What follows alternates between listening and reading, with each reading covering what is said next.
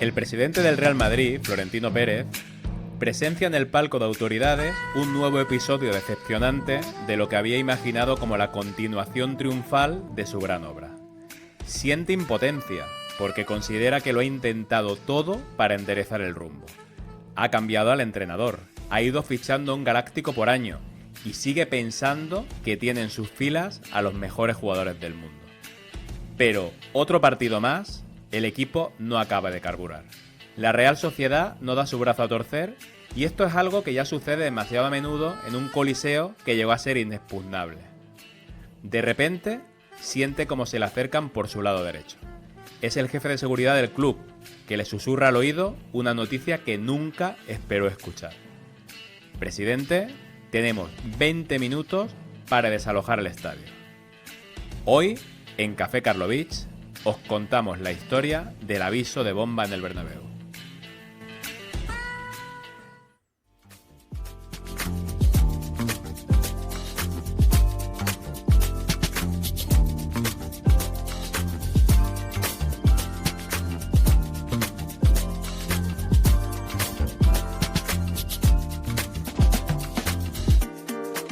Saludos, bienvenidos, bienvenidas, amigos y amigas del fútbol retro, del fútbol vintage, del fútbol nostálgico, en definitiva de este fútbol de ayer, que tanto nos gusta recordar hoy. Y bienvenido una semana más a nuestro Geo, Marcos Rojo. ¿Qué tal? ¿Cómo estás? ¿Qué tal, Tony? Pues bueno, un capítulo hoy nuevamente del Real Madrid, la verdad. No te quejarás. Se podría decir que desde que cambió la dirección de la empresa estamos haciendo capítulos más interesantes sobre equipos más grandes. Pero bueno, creo que aquí me lo has podido colar un poco porque tiene truco, ¿no? Es el Real Madrid, pero tiene truco. Pues sí, Marcos, pues sí, ¿no? Pues ¿para qué nos vamos a engañar, ¿no? Porque esto es verdad que recuerda bastante un poco a lo que siempre decimos, ¿no? Ese ancla que tenemos con la actualidad, pese a que nos movemos en el fútbol retro. Y puede recordar a momentos actuales, ¿no? Estamos en una etapa convulsa para los blancos, ¿no? Xabi Alonso, pues oye, acaba de ser despedido. En el debut de su sustituto, el interino y conocido Álvaro Arbeloa, no ha podido ser peor, ¿no? Recientemente se queda fuera de ese top 8 en Champions. En su momento, una sonrojante eliminación contra el Albacete en Copa del Rey. Y encima de esto le siguió un partido bastante flojo, que es verdad que se saldó con victoria, contra un Levante, penúltimo en la clasificación, que provocó unos gritos, Marcos, que hacía muchísimos años que no se escuchaba en el feudo blanco, gritos de Florentino dimisión. Pues todo esto que acabas de relatar, Tony, con esa sonrisa en la boca, que bueno, también te diré que soy un tío muy alegre siempre, Marcos. Bueno, a veces el que ríe el último ríe mejor, ya lo sabes. Sí. Nos ha hecho pensar en una situación que el club vivía hace 21 años y que guarda algunas similitudes con la actual, la verdad. Una etapa convulsa que, aunque ya venía de atrás y procedía de una concatenación de malas decisiones, unidas al declive físico de las estrellas, a una planificación deportiva deficiente, vamos a analizar desde un punto concreto, desde un suceso que amenazó con remover literalmente los cimientos del Santiago Bernabéu y que curiosamente sirvió de anticipo macabro de lo que posteriormente acabó convirtiéndose en un terremoto institucional que acabaría, como os vamos a contar, en nuestro capítulo de hoy. Pues sí, Marcos, nos vamos a remontar en el tiempo una vez más. Nos vamos a sentir muy viejos porque esto tampoco para nosotros creo que pasó hace tanto. Nos vamos a un 12 de diciembre de 2004. Real Madrid y Real Sociedad disputan un partido correspondiente a la 15ª jornada de Liga. Una liga en la que el Madrid pues no acababa de encontrar el golpe de pedal, ¿no? Y en la que el Barcelona de Frank Rijkaard, pues oye, surfea al compás de Ronaldinho y Eto'o y se va postulando como el gran favorito para el título, alejándose, eso sí, jornada a jornada de su gran rival. Ese Madrid de diciembre de 2004 debería haber estado dirigido por José Antonio Camacho, el mítico lateral izquierdo del club blanco.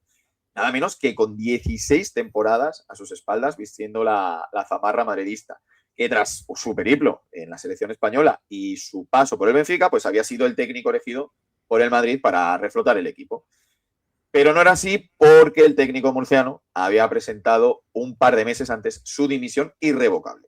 Ojo, la segunda que presentaba como técnico del Madrid. Sí, para los que no lo recordéis, Camacho dimitió 2 veces como entrenador del Real Madrid. Suena increíble, como tantas cosas que contamos aquí en Café Karlovich.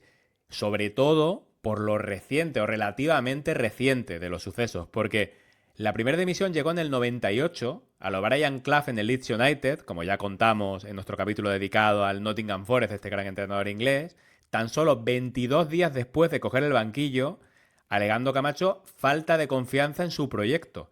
Y la segunda, en este año 2004, en el que decidió dejar el club después de solo 3 jornadas de Liga y una jornada de Champions, tras 2 derrotas contra el Real Club Deportivo Español en Liga y Bayer Leverkusen en Champions, y tras declarar que con él el rendimiento del equipo no iba a mejorar. Fue una sorpresa, pero no tanto, porque ya desde el verano se vio que Camacho no estaba del todo a gusto. Recordemos que el Madrid venía de pegarse un gran batacazo la temporada anterior, en un año que comenzó con un fichaje que ponía la guinda al Madrid de los Galácticos, el del inglés David Beckham, y que deportivamente fue de maravilla hasta el mes de marzo, con un equipo que desarrolló un gran fútbol bajo la batuta del portugués Carlos Queiroz, un entrenador que había vivido a la sombra del ex Ferguson en el United, en el que el club vio a la figura ideal para aportar modernidad táctica a un equipo que había funcionado bien con Del Bosque, pero del que se hubiera esperado en algunos partidos decisivos un poquito más, especialmente la eliminatoria de semis de la Champions 2002-2003, en la que se puede decir que Nedved retiró a Fernando Hierro en aquella noche negra de Dele Alpi, que acabó con el 3-1 para los juventinos, que acabó eliminando al Madrid. Noches como esa hicieron que Florentino no acabara de confiar en Del Bosque, pensaba que el proyecto daría para más, pensaba que Queiroz sería la persona perfecta, pero acabó por no serlo. ¿Cómo olvidar aquella noche de Turín, Marcos? Pues en la temporada 2003-2004, como hemos dicho, prometía, se hablaba en la prensa madrileña de triplete incluso, pero eso acabó como el rosario de la aurora. Con el Zaragoza llevándose la copa con aquel gol en la prórroga, tras el zapatazo con efecto de un ex del Atlético de Madrid, Luciano Galetti, en Montjuïc. La remontada del Valencia en Liga, tras una debacle inexplicable y probablemente irrepetible, en la que los blancos dejaron escapar 8 puntos de ventaja, y remontada también del Mónaco, en este caso en Champions.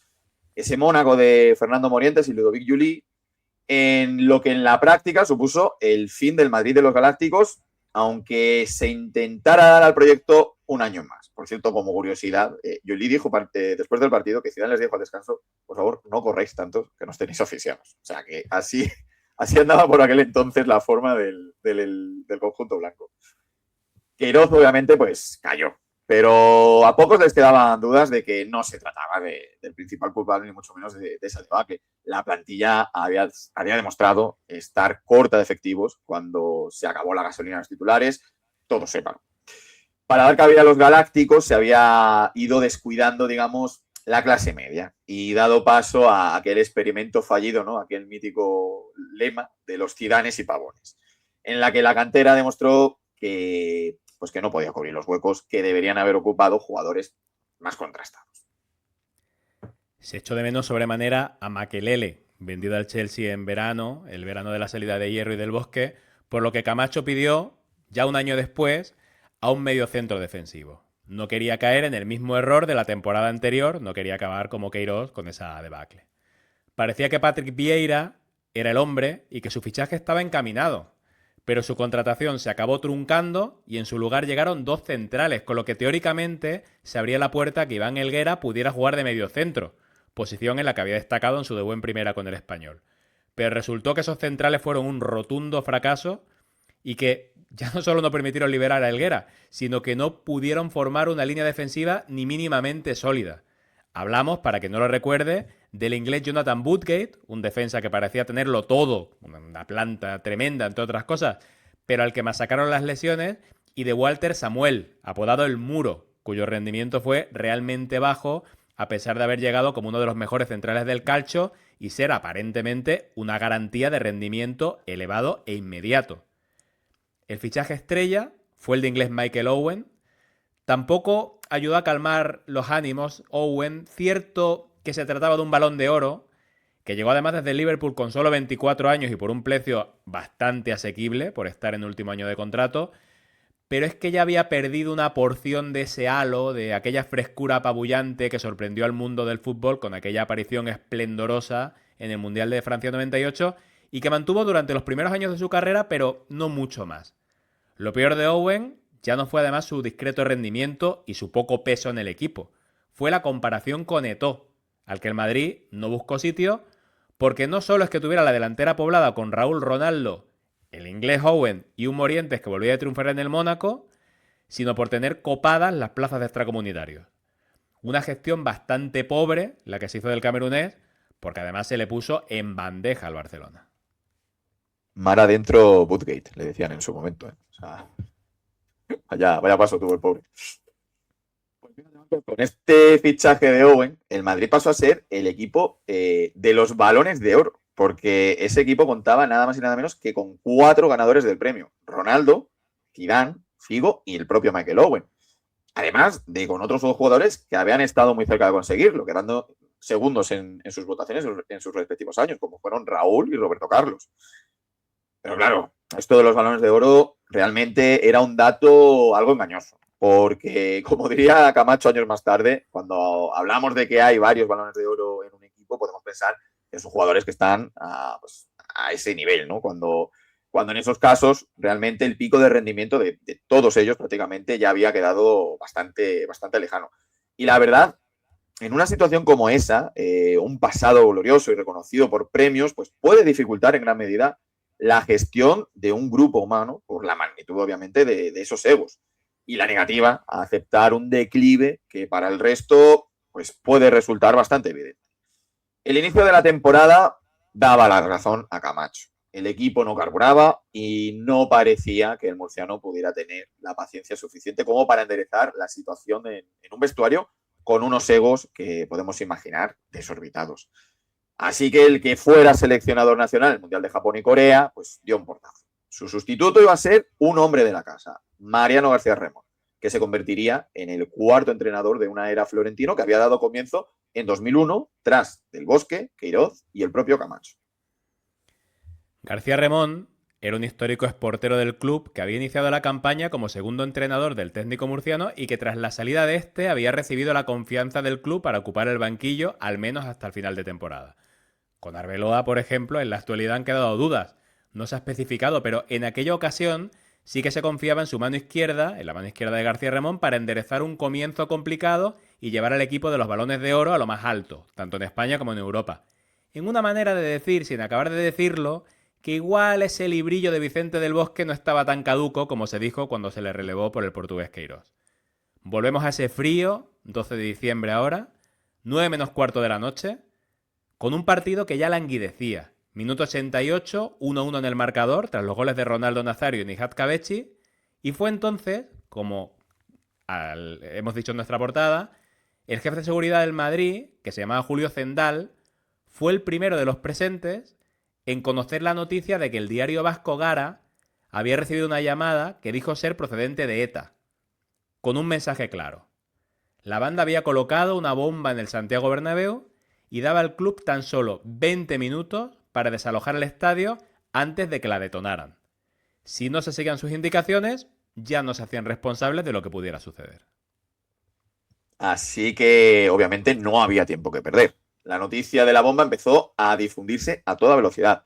Zendal, con sitio fijo en el palco de autoridades, se acercó al presidente Florentino Pérez y le comunicó la situación. Poco más podía hacer el presidente que mantener la calma y mostrarse favorable a activar el protocolo. Zendal, sin perder la calma en ningún momento, se dirigió por su pinganillo a un empleado que estaba a pie de campo, que avisó al mítico delegado Agustín Herrerín con un mensaje claro: bomba, paramos. Herrerín se giró e informó al cuarto árbitro. Tras escuchar atento al veterano empleado del Madrid, soltó el cartel electrónico de los cambios y corrió a la línea de banda. En su caso, los nervios sí que estaban a flor de piel. Llamaba al árbitro principal, Lizondo Cortés, haciéndole gestos de que parara el partido. Pero entonces hay que recordar que los árbitros no llevaban auriculares, ni pinganillo, ni nada parecido. Y ante la impotencia de no ser escuchado, pues el cuarto árbitro tomó acción y entró en el campo corriendo. Lizondo Cortés no dudó ante la estupefacción de los jugadores que no entendían nada de lo que estaba ocurriendo. El árbitro detenía el partido con carácter inmediato y señalaba a los futbolistas el túnel de vestuarios. Pitaba y señalaba. Todos fuera. Vemos corriendo a Nihat Kabechi, a Kovacevic, Iván Helguera, Raúl. Poco a poco van ganando el túnel de vestuarios y en unos pocos segundos ya no quedaba ningún jugador sobre el césped. La megafonía fue entonces cuando entró en juego. Se pide a los espectadores que abandonen el estadio ordenadamente por las salidas habilitadas. Se vuelve a repetir el mensaje.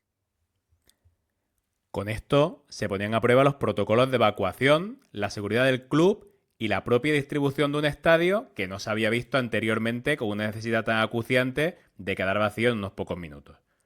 Los que trabajáis en una oficina habréis vivido simulacros de incendio, pero claro, esto no tenía nada que ver. Cada asiento, como es normal, tenía asociado un vomitorio para la salida, de ahí se pasaba a los anillos que rodeaban el graderío por fuera y desde ahí se accedía a las escaleras de salida, que en el caso de aquel Bernabéu eran helicoidales y estaban situadas en las características torres que tanto marcaron su silueta hasta la demolición para dar el paso al diseño actual. Pero por mucho que el Bernabéu estuviera preparado, el éxito de la operación iba a depender de la tranquilidad de la gente. Y es que imaginaos el caos que se podría haber formado en las gradas.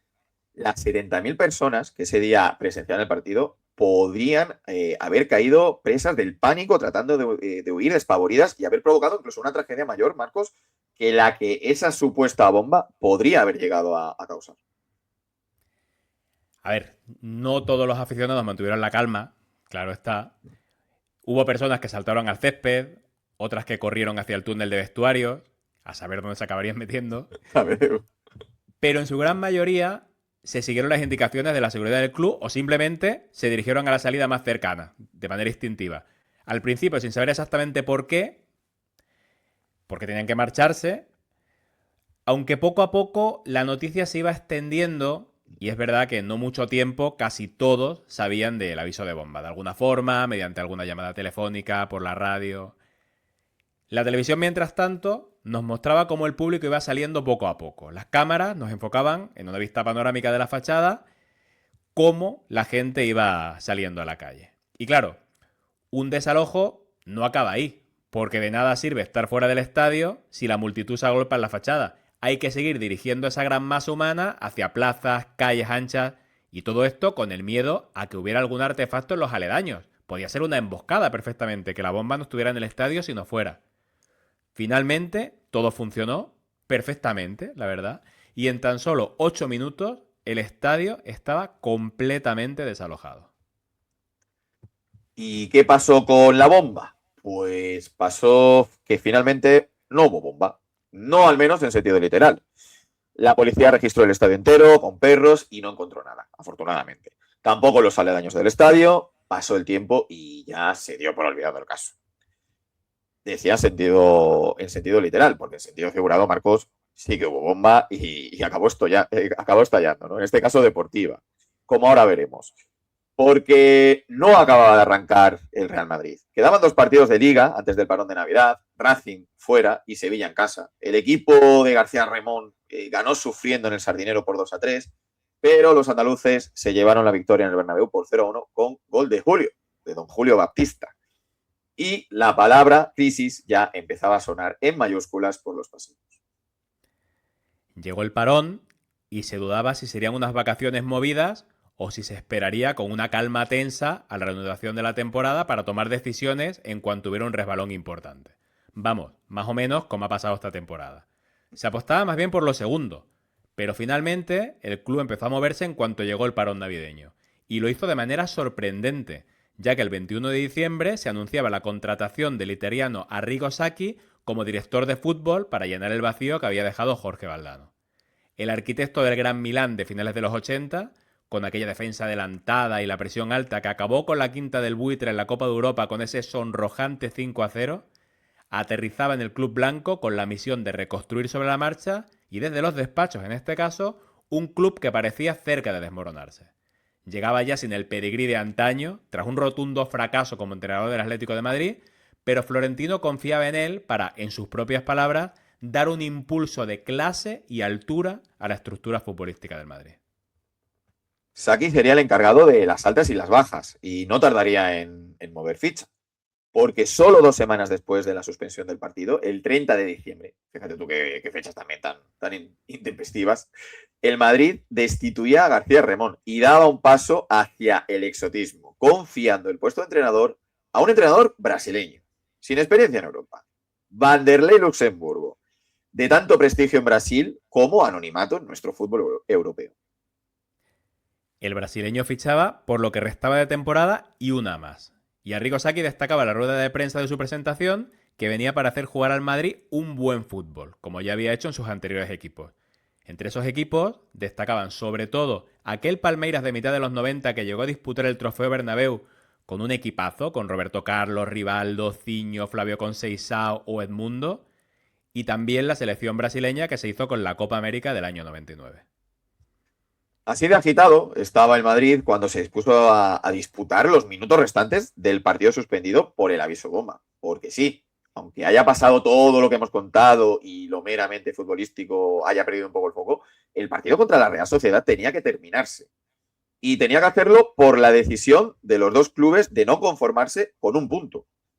La verdad, esto es mi opinión, Marcos, muy valiente la Real, que era quien tenía que tomarse la mayor molestia y quien, si tiramos de estadística y de lógica, más tenía que perder en teoría. Y el día elegido fue el 5 de enero, víspera de Reyes, 24 días después de la suspensión, más que nada porque el calendario no permitió que se jugara antes. El partido se reanudaría en el minuto 88, el mismo en el que se suspendió. La Real viajaría a Madrid para disputar 2 minutos más el descuento, que quedó fijado en 4 minutos. Y los aficionados se desplazarán al campo para eso, para una mera pildorita de 6 minutos de fútbol que, lo más probable, no daría ni siquiera para entrar en calor.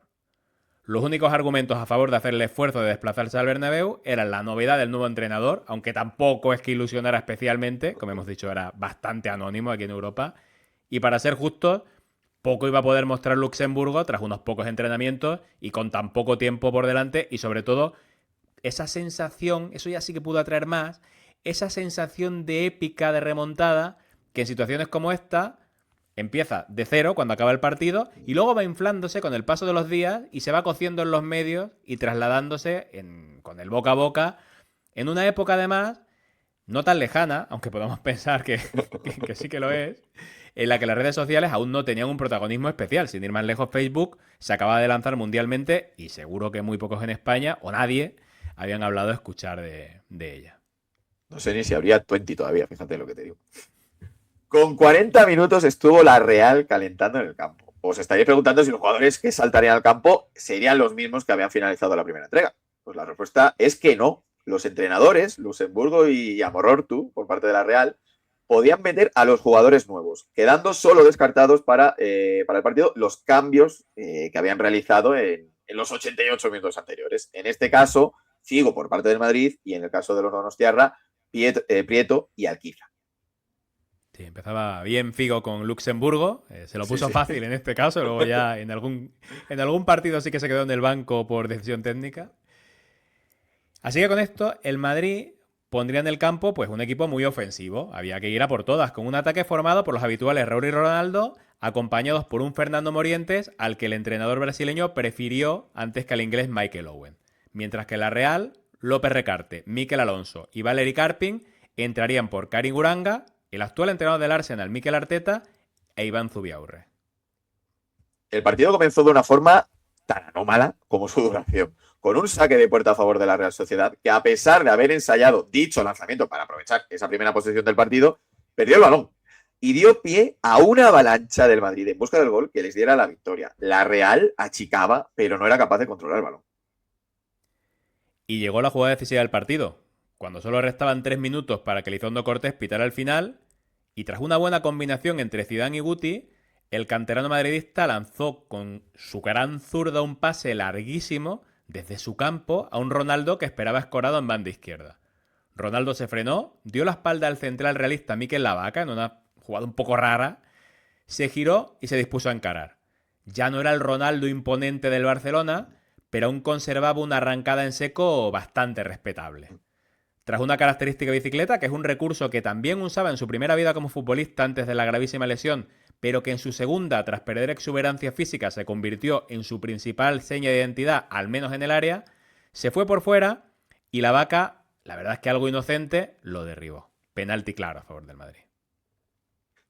¿Cuántas veces he dicho eso? Iba a lanzarlo el francés Zinedine Zidane y Marcos no iba a fallar. con la elegancia que lo caracterizaba, le pegó pegado al poste derecho de todo riesgo y lo batió, a pesar de que el portero realista adivinó la trayectoria y se lanzó muy bien. Pero era imparable. Morientes, al que le resultaba muy raro ver con el número 8, Ronaldo y Beckham, fueron los primeros en abrazar al francés. Rápidamente Luxemburgo preparó, claro, es que esto es de traca, preparó 2 cambios ya para perder tiempo. Y Pavón y Santiago Solari sustituyeron a Raúl y Ronaldo. No habría tiempo para más, el nuevo entrenador comenzaba con un pie inmejorable y el Madrid se agarraba a un clavo ardiendo para seguir vivo en la liga. No fueron Saki y Luxemburgo los únicos fichajes de ese mercado de invierno. Cualquiera podía ver que al Madrid le hacía falta un mediocentro defensivo, ya lo había dicho Camacho, Helguera ya no estaba para eso, Guti y Beckham, que ocuparon esa posición durante la primera parte de la temporada, no tenían cualidades para jugar ahí como pareja. Está claro, eran jugadores de mucha calidad, pero no precisamente de esa calidad. Y Albert Celades, pues nunca acabó de ser lo que parecía cuando salió de la Masía. Y el elegido no fue otro que el danés del Everton, Thomas Gravesen, un jugador importante en su selección que había sido seguido por Atlético en su día y al que Florentino dedicó unas palabras muy cariñosas en su presentación, destacando su competitividad, su experiencia y, ojo, su calidad. Pero aunque comenzó jugando, pronto se demostró que no tenía nivel para el Madrid y que no iba a solucionar los problemas del equipo, así que empezó a pisar el banquillo con cada vez más asiduidad. ¿Cómo olvidar esa gravesiña? El equipo, sin embargo, empezó a carburar y a la victoria contra la Real siguieron otras 6 consecutivas, incluyendo un contundente 0-3 en el Calderón, bastante doloroso, con doblete de Ronaldo y un gol de el ex rojiblanco Solari. El Barcelona, por su parte, iba perdiendo ligeramente el golpe de pedal y la ventaja se iba reduciendo. Había caído en Copa a las primeras de cambio contra la Gramenet. El Chelsea de Mourinho lo había dejado fuera en octavos de Champions el día del golazo de Ronaldinho en Stamford Bridge. Y el equipo de Rijkaard comenzó a sentir algo de vértigo. Pero 3 derrotas y un empate en los siguientes 5 partidos del Madrid volverían a dejar el camino libre a los azulgranas. Y a pesar de perder por 4-2 en el Bernabéu, el que posiblemente fue el mejor partido de la época Luxemburgo para el Real Madrid, pues, como decíamos, el FC Barcelona consiguió aguantar. El año terminó en blanco para el Madrid, ya que fue eliminado en Copa por el Valladolid y también cayó en octavos de final de Champions frente a la Juve, con un gol de la prórroga del uruguayo Marcelo Zarayet. Y todo se acabó desmoronando. Ese verano salieron Luis Figo y Michael Owen, 2 de los balones de oro del equipo. La salida del portugués, que no tenía una buena relación con Queiroz, fue muy simbólica, porque suponía, de alguna manera, el fin de una era de los Galácticos que se inició con su fichaje en plena campaña electoral por parte de Florentino. Luxemburgo solo tardaría unos meses en salir del equipo, comenzó la temporada siguiente, pero ya en diciembre fue sustituido por López Caro. Y la gran hecatombe llegó en febrero de 2006 con la dimisión, yo diría que muy sorprendente, muy inesperada en ese momento, de Florentino Pérez, que se pensaba que iba a estar durante muchísimos años en el club, como luego acabó sucediendo, pero nadie esperaba que su presidencia quedara interrumpida en ese año 2006, y menos por las razones que él esgrimió, porque asumió públicamente que había maleducado a sus jugadores, algo difícil también de imaginar escuchar ahora de un presidente como él. Pues fíjate, Marcos, han pasado 20 años ya de aquel suceso y el Bernabéu ha vuelto a pedir de nuevo la cabeza de Florentino, o por lo menos una parte. Dice que la historia está condenada a repetirse. Volverá a pasar en esta ocasión. Bueno, pues si pasa, igual tenemos que continuar con esta historia. Esto quedaría como el primer capítulo, ¿no? Sí. Y habría que hacer un segundo capítulo de la bomba del Bernabéu con el paralelismo entre ambas dimisiones. Aunque, bueno, no sé, no... Esto igual envejece mal, pero soy bastante escéptico con el hecho de que Florentino deje la presidencia, al menos en un corto espacio de tiempo. Sí, o al menos en un contexto similar. Más bien, a lo mejor por pura vida, porque ya el hombre tiene la edad que tiene y supongo que buscará un relevo, pero un relevo más natural, yo creo. No va a dejar que entre, ¿no? Un personaje como el que vino. Exacto, madre mía. En fin, Marcos, pues muchísimas gracias por esta tremenda historia. Nada, Tony, sé que las gracias en este caso las das de verdad, porque has tenido que disfrutar un montón con este Bueno, capítulo. Así que a ver, otras veces las gracias son educación, pero esta vez estoy seguro de que das las de gracias de gozo, ¿no? verdad, habiendo De gozo. disfrutado con mucho gusto, con esa sonrisa en la cara que rara vez te veo, suele ser una persona bastante seria para quien no, para quien no te vean imágenes. No calles, no Pero calles. hoy no se te ha quitado la sonrisa todo el rato, en todo el No, pero capítulo. hombre, Pero hemos bueno, está bien, está recordado bien. cosas míticas, ¿no? Recordar la Gravesiña, por ejemplo, quiero decir, fueron años Sí, sí, muy, sí, muy sí. gozosos. Pero también te voy a decir que en contrapunto, recuerdo escuchar, porque este partido lo recuerdo escuchar por la radio perfectamente, estos 6 minutos de salir el Real Madrid en tromba, como pocos equipos han salido buscando la yugular, tremendo. O sea, eso que se dice, ¿no? De las remontadas del Madrid, en este caso doy fe de ello, porque es verdad que fue algo tremendo, ¿eh? Algo de digno de. Recomiendo que porque creo que estarán hasta los 6 minutos, puede que estén por YouTube, que lo busquen porque es algo eso, que se ve en 5 minutitos largos y no tiene desperdicio ninguno. Así que bueno, también vamos a dar aquí lo comido por lo servido, las cosas como son. Celebraste el gol, ¿no? Celebraste el gol, lo acabas de reconocer No, o... pero lo flipé mucho, aluciné mucho. Sí, vale, vale. Sí, sí, en serio. Fue como, joder, ya están otra vez. Madre mía, ¿qué les dan? Pues nada, Marcos, lo dicho, muchísimas gracias y muchísimas gracias a todos los que estáis al otro lado. Ya sabéis que podéis apoyar el proyecto siguiéndonos en nuestras redes sociales, en X, en @cafecarlovich, en Instagram también, @cafecarlovich, en nuestra plataforma de YouTube, ya sabéis, suscribiros, seguirnos, comentad, compartir ideas, compartid el canal para que llegue a cada vez la comunidad a más gente. Y en nuestras plataformas de podcast, Apple Podcast, Spotify, Evox y recordad que esta noche juega el Trinche.